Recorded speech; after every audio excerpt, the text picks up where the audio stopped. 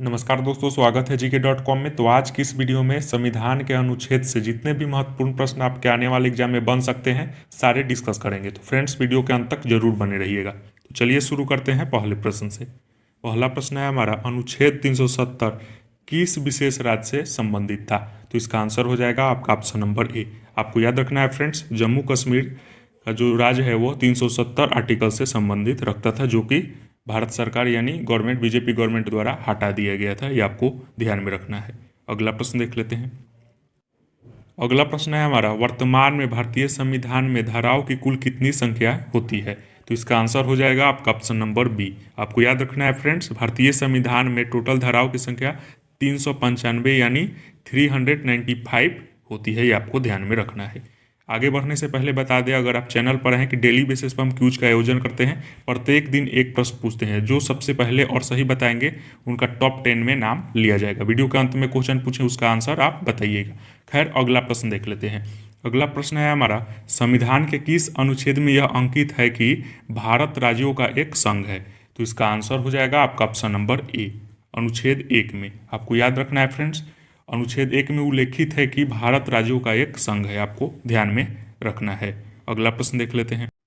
अगला प्रश्न है हमारा, भारतीय संविधान के किस अनुच्छेद में प्रेस की स्वतंत्रता दी गई है, यानी प्रेस को फ्रीडम दी गई है? तो इसका आंसर हो जाएगा आपका ऑप्शन नंबर डी, आर्टिकल 19 में। आपको याद रखना है फ्रेंड, आर्टिकल 19 में प्रेस को फ्रीडम दी गई है। ये आपको याद रखना है। आगे बढ़ने से पहले हम आपको बता दें, अगर आप चैनल पर पहली बार आए हैं तो चैनल को जरूर सब्सक्राइब करके बेल आइकन हिट कर दीजिएगा, ताकि आने वाले नए वीडियो का नोटिफिकेशन आपको सबसे पहले मिल सके। खैर, अगला प्रश्न देख लेते हैं। अगला प्रश्न है हमारा, संविधान का कौन सा अनुच्छेद मंत्रिपरिषद के गठन के बारे में आधारभूत नियमों को निर्धारित करता है? तो इसका आंसर हो जाएगा आपका ऑप्शन नंबर सी, अनुच्छेद 75 में। आपको याद रखना है फ्रेंड्स, अनुच्छेद 75 में मंत्रिपरिषद के गठन के बारे में आधारभूत नियम को निर्धारित किया जाता है। ये आप ध्यान में रखिएगा। अगला प्रश्न है हमारा, राष्ट्रपति संविधान के किस अनुच्छेद के अंतर्गत लोकसभा को भंग कर सकते हैं? तो इसका आंसर हो जाएगा आपका ऑप्शन नंबर ए, आर्टिकल 85 में। आपको याद रखना है फ्रेंड, राष्ट्रपति लोकसभा को भंग कब कर सकते हैं? आर्टिकल 85 में। अगला प्रश्न देख लेते हैं। अगला प्रश्न है हमारा, संविधान के किस अनुच्छेद में धन विधेयक, आपको ध्यान में रखना है, मोस्ट इंपॉर्टेंट प्रश्न है आपके आने वाले एग्जाम के लिए। तो धन विधेयक की परिभाषा यानी डिफिनेशन किसमें दिया गया है? तो इसका आंसर हो जाएगा आपका ऑप्शन नंबर सी, अनुच्छेद 110 में, यानी 110 में संविधान में धन विधेयक की परिभाषा इंक्लूड की गई है। ये आपको ध्यान में रखना है फ्रेंड्स। अगर आप फ्री में इस वीडियो का PDF पाना चाहते हैं तो लिंक डिस्क्रिप्शन का, टेलीग्राम का लिंक डिस्क्रिप्शन बॉक्स में दे देंगे, आप वहां से ज्वाइन हो जाइएगा। आपको फ्री में PDF प्रोवाइड करा दिया जाएगा।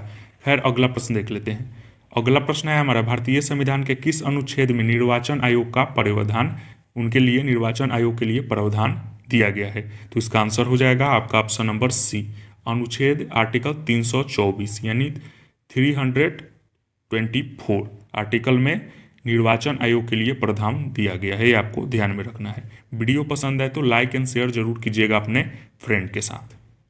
अगला प्रश्न देख लेते हैं। संविधान के किस अनुच्छेद द्वारा संघ और राज्यों के लिए लोक सेवा आयोग का प्रावधान दिया गया है? तो इसका आंसर हो जाएगा आपका ऑप्शन नंबर डी, अनुच्छेद 315 में। आपको याद रखना है फ्रेंड्स, अनुच्छेद 315 में राज्यों और संघ के लिए लोक सेवा आयोग का प्रावधान दिया गया है। आपको ध्यान में रखना है। अगला प्रश्न देख लेते हैं। संविधान के किस अनुच्छेद के अंतर्गत हिंदी को राजभाषा का दर्जा प्रदान किया गया है? मोस्ट इंपॉर्टेंट प्रश्न है आपके आने वाले एग्जाम के लिए। तो इसका आंसर हो जाएगा आपका ऑप्शन नंबर ए, अनुच्छेद 343 के भाग 1 में। अगला प्रश्न देख लेते हैं। अगला प्रश्न है हमारा, नीति आयोग भारत के संविधान के किस अनुच्छेद के तहत संगठित किया गया है? तो इसका आंसर हो जाएगा आपका ऑप्शन नंबर डी, इनमें से कोई नहीं। फ्रेंड्स, आपको जानकारी के लिए बता दें, नीति आयोग जो भारत संविधान के किसी भी अनुच्छेद में इसको संगठित को शामिल नहीं किया गया है। ये आपको ध्यान में रखना है। अगला प्रश्न देख लेते हैं। अगला प्रश्न है हमारा, निम्न में से भारतीय संविधान के किस अनुच्छेद का उपयोग अभी तक नहीं किया गया है? तो इसका आंसर हो जाएगा आपका ऑप्शन नंबर डी, आर्टिकल 360 यानी 360 को जो संविधान का अनुच्छेद है उसे अभी तक उपयोग नहीं किया गया है। मोस्ट इंपॉर्टेंट प्रश्न है आपके आने वाले एग्जाम के दृष्टिकोण से, इसलिए आपको ध्यान में रखना है। आर्टिकल 360 ध्यान में जरूर रखिएगा, ये आपके एग्जाम में क्वेश्चन बन सकते हैं। खैर, अगला प्रश्न देख लेते हैं। अगला प्रश्न है हमारा, किसी राज्य के विधान परिषद की स्थापना और समाप्ति का प्रावधान भारतीय संविधान के किस अनुच्छेद में है? मोस्ट इंपॉर्टेंट प्रश्न है आपके आने वाले एसएससी या रेलवे एग्जाम में। तो इसका आंसर हो जाएगा आपका ऑप्शन नंबर बी, अनुच्छेद 169 में किसी भी राज्य के विधान परिषद की स्थापना या समाप्ति का प्रावधान दिया गया है। ये आपको ध्यान में रखना है फ्रेंड्स। वीडियो पसंद आए तो लाइक एंड शेयर जरूर कीजिएगा अपने फ्रेंड के साथ। खैर अगला प्रश्न देख लेते हैं। अगला प्रश्न है हमारा, भारतीय संविधान के किस आर्टिकल के अंतर्गत नियंत्रक एवं महालेखा परीक्षक की नियुक्ति होती है? तो इसका आंसर हो जाएगा आपका ऑप्शन नंबर सी, आर्टिकल 148 में। आपको याद रखना है फ्रेंड्स, आर्टिकल 148 में भारतीय संविधान के अनुच्छेद में नियंत्रक महालेखा परीक्षक की नियुक्ति होती है। ये आपको ध्यान में रखना है। वीडियो पसंद आए तो लाइक एंड शेयर जरूर कीजिएगा फ्रेंड के साथ।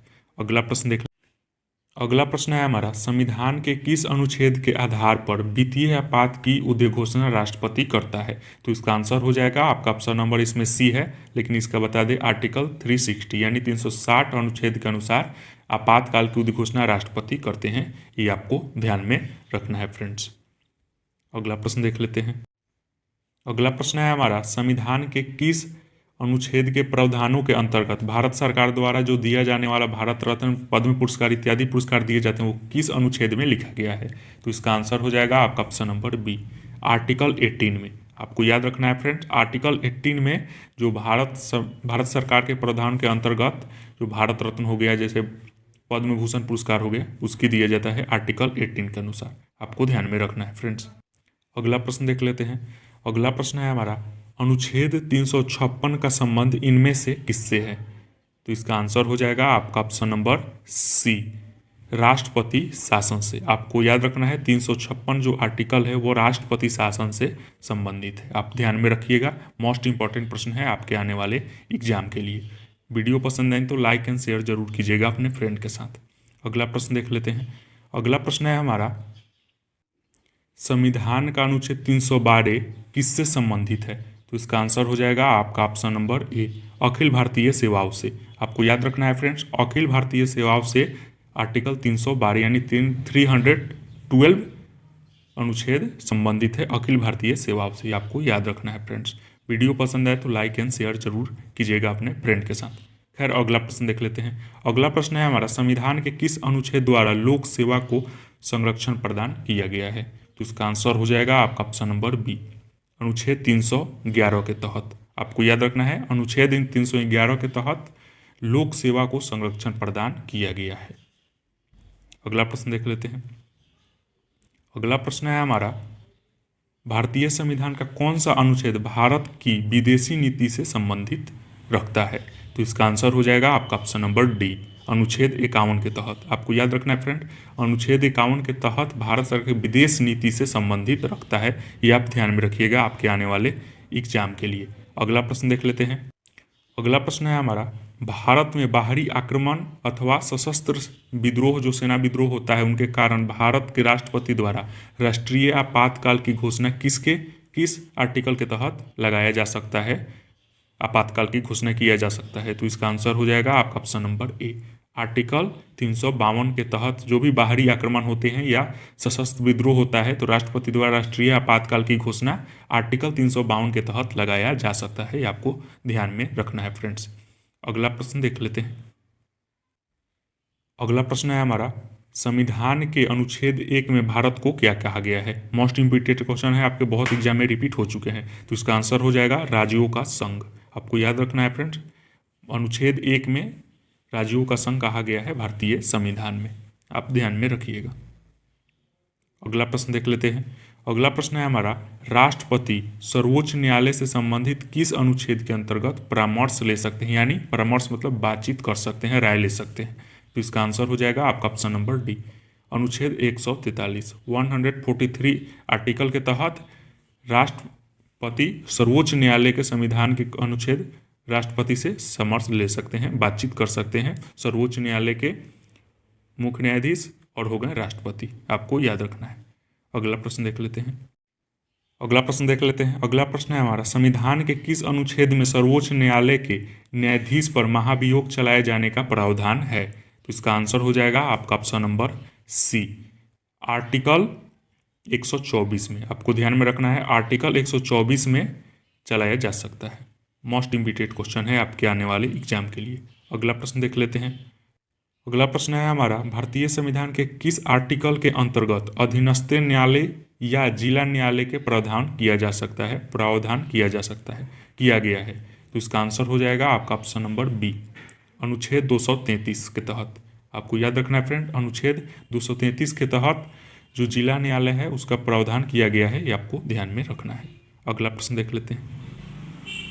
अगला प्रश्न है हमारा, संपत्ति का अधिकार संवैधानिक अधिकार है, किस अनुच्छेद में बताया गया है? मोस्ट इम्पॉर्टेंट क्वेश्चन है आपके आने वाले एग्जाम के लिए। तो इसका आंसर हो जाएगा आपका ऑप्शन नंबर डी, आपको ध्यान में रखना है, अनुच्छेद 300 के भाग क में लिखा गया है, आपको ध्यान में रखना है। संपत्ति का अधिकार और संवैधानिक अधिकार बताया गया है। अगला प्रश्न देख लेते हैं। अगला है हमारा, भारतीय संविधान का कौन सा अनुच्छेद नई अखिल भारतीय सेवा की स्थापना कब प्रावधान करता है, किस में करता है? तो इसका आंसर हो जाएगा आपका ऑप्शन नंबर बी, अनुच्छेद 312 में। आपको याद रखना है फ्रेंड्स, अनुच्छेद 312 में नई अखिल भारतीय सेवा की स्थापना की गई है। अगला प्रश्न देख लेते हैं। अगला प्रश्न है हमारा, भारतीय संविधान के किस अनुच्छेद के अंतर्गत वित्त आयोग का गठन का प्रावधान दिया गया है? तो इसका आंसर हो जाएगा आपका ऑप्शन नंबर बी, आर्टिकल 368 में, यानी 368 अनुच्छेद में अंतर्गत वित्त आयोग का गठन का प्रावधान दिया गया है। अगला प्रश्न देख लेते हैं। अगला प्रश्न है हमारा, संविधान के किस अनुच्छेद के अंतर्गत केंद्र सरकार राज्य सरकार को निर्देश दे सकती है? यानी केंद्र सरकार जो सेंट्रल गवर्नमेंट है वो स्टेट गवर्नमेंट को निर्देश दे सकती है, किस आर्टिकल के तहत? तो इसका आंसर हो जाएगा आपका ऑप्शन नंबर ए, आर्टिकल 256 के तहत। जो सेंट्रल सरकार है, जो केंद्र में सरकार है, वो राज्य सरकार को निर्देश दे सकती है 256 के अनुसार, आपको ध्यान में रखना है फ्रेंड्स। अगला प्रश्न देख लेते हैं। अगला प्रश्न है हमारा, संविधान के किस अनुच्छेद के द्वारा संसद की संयुक्त बैठक का प्रावधान किया गया है? तो इसका आंसर हो जाएगा आपका ऑप्शन नंबर बी, अनुच्छेद 108 के तहत। आपको याद रखना है फ्रेंड्स, अनुच्छेद 108 के तहत जो संसद की संयुक्त बैठक का प्रावधान है उसको दिया गया है। तो आज का प्रश्न यही समाप्त हुआ। तो चलिए आज की विनर के नाम की घोषणा करने से पहले आज का प्रश्न पूछ लेते हैं। तो आज का प्रश्न है हमारा, यूक्रेन के राष्ट्रपति का क्या नाम है? हाल ही में रूस और यूक्रेन में युद्ध चल रहा है, इसलिए ये प्रश्न उठाए हैं। तो आपको सबसे पहले और सही आंसर देना है, जो सबसे पहले और सही देंगे उसका टॉप 10 में नाम शामिल किया जाएगा। तो अपने आंसर जरूर दीजिए। चलिए विनर के नाम की घोषणा कर दे रहे हैं। तो जो भी विनर हुए हैं उनको GK.com परिवार की तरफ से बहुत बहुत बधाई। विनर के नाम की घोषणा कर दे हैं। तो सबसे पहले स्थान पर हैं गजेंद्र निगम, दूसरे नंबर पर YT घोष, तीसरे नंबर पर रोमंतराम, चौथे नंबर पर श्याम जयन पी सरोज, पांचवें नंबर पर जितेंद्र कुमार, छठे नंबर पर सलोनी पांडे जी, और सातवें नंबर पर उपेंद्र जी, और आठवें नंबर पर सौरभ यादव, और नौवें नंबर पर शीला यादव जी। तो जो भी आए हैं उनको हमारी तरफ से बहुत बहुत बधाई। ऐसे ही रहिए, आपको याद भी हो जाएगा। तो मिलते हैं नेक्स्ट वीडियो में, तब तक के लिए God bless you, take care and जय हिंद।